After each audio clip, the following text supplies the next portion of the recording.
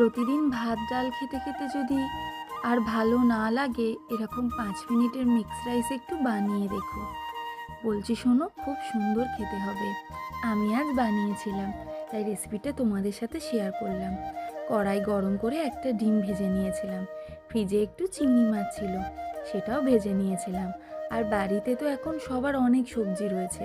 আমি আমার পছন্দের মতো সবজিগুলোকে ছোট ছোট করে কেটে ওই কড়াইতে সামান্য তেল দিয়ে ভেজে নিয়েছিলাম। আমি নিয়েছিলাম গাজর, একটু রসুন, একটু ক্যাপসিকাম, একটু বিনস আর সামান্য পেঁয়াজ।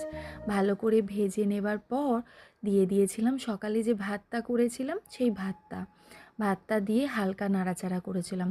পরিমাণ মতো নুন দিয়েছিলাম একটু আজিনামটর, আর চিংড়ি মাছ আর ডিম যেটা আগে থেকে ভেজে রেখেছিলাম ওপরে ছড়িয়ে দিয়েছিলাম।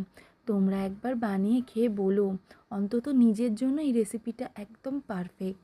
রইল তোমাদের জন্য অনেকটা ভালোবাসা।